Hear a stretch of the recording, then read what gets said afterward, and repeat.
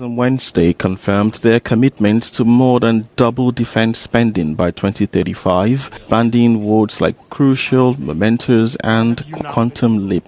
Members said that they were united against profound security challenges, singling out the long-term threat posed by Russia and terrorism. The resolutions came even as U.S. President Donald Trump faced questions at the summit about the Ukraine war, something he described as being hard for him to solve. Because it's more difficult than people would have any idea. Vladimir Putin has been more difficult. Frankly, I had some problems with Zelensky. You may have read about him. And it's been more difficult than other wars. By the end of the summit, allies in a joint statement committed to spending 3.5% of GDP on core defense spending to buy military hardware and maintain troops. However, their statements did not include a condemnation of Russia's invasion of Ukraine as it had a year ago. Trump, who had always castigated European allies for not spending enough on their own defense, hailed the decision taken at the summit in The Hague. The US president described it as a big win for Europe and Western civilization. NATO summit takeaways: Ukraine, Russia, and 5% GDP defense pledge. The summit ended with a commitment to spend 5% of GDP on defense, more than double the current target of 2%. NATO leaders on Wednesday confirmed their commitment to more than double defense spending by 2035, bandying words like crucial, momentous, and quantum leap. But the summit also exposed rifts over how the US and Europe perceive Ukraine and Russia. Allies committed to spending 3.5% of GDP on core defense spending to buy military hardware and maintain troops, and another 1.5% on defense-related investments. This includes dual-purpose investments that would boost military mobility, cybersecurity, military and civilian cooperation, and resilience on critical infrastructure. US President Donald Trump, who had long called for a 5% target, crowed victory, lauding how over $1 trillion a year will now be spent on defense from Europe and Canada. The declaration that emerged from the summit is much shorter than the statements that have come out of previous meetings and paints the picture of a united alliance. But not all is as it seems. Here's what you need to know. Different interpretations of 5%. Allies commit to invest 5% of GDP annually on core defense requirements, as well as defense and security-related spending by 2035 to ensure our individual and collective obligations. In accordance with Article 3 of the Washington Treaty, the NATO declaration says, but some allies seem to have a different interpretation.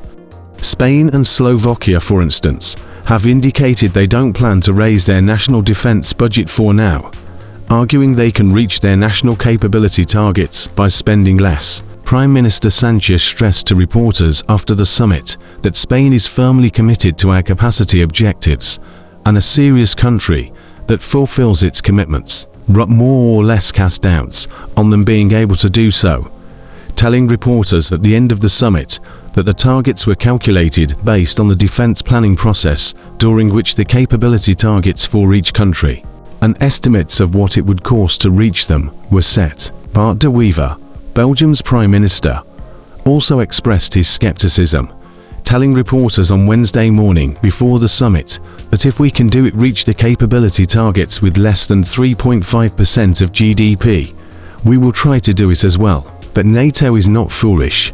If they say it's going to be 3.5% to get it done, it's probably true, he added. Greek Prime Minister Kyriakos Mitsotakis said that the targets should be binding, and they should be for all 32 members of the alliance. For Trump, Spain's stance is terrible, adding, I don't know what the problem is. He said that he is going to make them pay twice as much in other ways. Allies have agreed to review progress on their spending trajectory in 2029 and possibly set new capability targets depending on the geopolitical situation. Trump's commitment to Article 5. Article 5 of NATO's founding treaty is the Collective Defense Clause, which states that an attack on one ally is an attack against them all. Trump has since his re-election castigated European allies for not spending enough on their own defense and suggested the US could choose not to assist an ally under attack as their spending is low.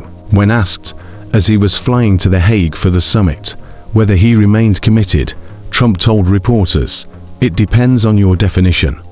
There's numerous definitions of Article 5, but I'm committed to being their friends, and I'm committed to helping them." In their summit declaration, all 32 allies, including the US, reaffirm our ironclad commitment to collective defense as enshrined in Article 5 of the Washington Treaty, that an attack on one is an attack on all. Rutte and most European leaders have in public said they have no doubt about Washington's commitment to European security, with the Secretary General saying the US reaffirmed that today, in no uncertain terms, Ukraine watered down. For Rutte, one of the resounding messages that emerged from the summit was that of the alliance's continued support for Ukraine. "Our aim is to keep Ukraine in the fight today, so that it can enjoy a lasting peace in the future," he said, also reiterating that the war-torn country is on an irreversible path to NATO.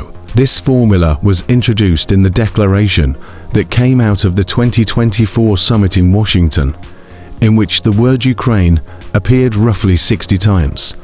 Allies also stated then that a strong, independent, and democratic Ukraine is vital for the security and stability of the Euro-Atlantic area, and directly contributes to Euro-Atlantic security. However, in this year's declaration, the word Ukraine is mentioned just twice.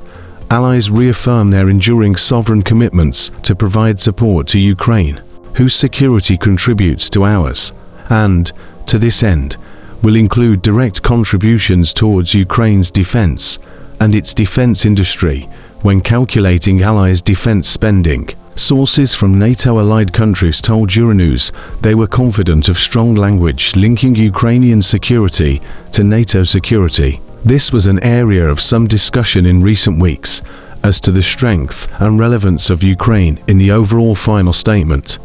In the weeks and months leading up to the summit, there was even some talk to whether Ukrainian President Volodymyr Zelensky would be invited to the leaders' dinner hosted by Dutch King and Queen. Not inviting Zelensky would have been a PR disaster, another source told Eguado World News. Yet allies, aside from the US, are at pains to explain that the journey towards Ukraine's membership of NATO has not ended abruptly, but only slowed down. There will be a path to NATO membership for Ukraine, but of course once more when conditions allow and when allies agree, Latvian Defense Minister Andris Sprud said. At the moment, allies don't agree on that specific decision right now, but I am sure and I'm confident that sooner or later this decision will be taken with regard to NATO and also with regard to European Union, he told Euronews at The Hague. Spruds pointed to the deliberately narrow focus on spending at the summit as one reason for the pivot away from Ukraine.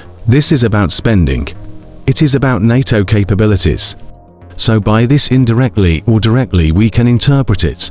It also underlines the importance of Ukraine, he said. Zelensky did have a meeting with Trump on the sidelines of the summit, with Trump later describing him as very nice and saying he couldn't have been nicer. The two men had a highly contentious meeting in the Oval Office in February. He'd like to see the war ended, Trump also said. I'm going to speak to Vladimir Putin, see if we can get it ended. Russia gets just one mention. US intervention is also behind how brief the mention of Russia is in the declaration, sources have told Euronews. The document states that allies are united in the face of profound security threats and challenges, in particular the long-term threat posed by Russia to Euro-Atlantic security. Asked about his contacts with Putin, Trump told reporters that he'd like to settle his war in Ukraine, and that it's possible he could have designs on other European territories. I consider him a person that I think has been misguided, Trump added. Non-US sources close to the negotiations had previously said on conditions of anonymity that they were not displeased with the language on Russia and the fact it is the only other country mentioned. This, they said, showed NATO is returning to its so-called core business, The US had in previous years insisted that the Indo-Pacific and China be mentioned. Like and subscribe for more. Thanks.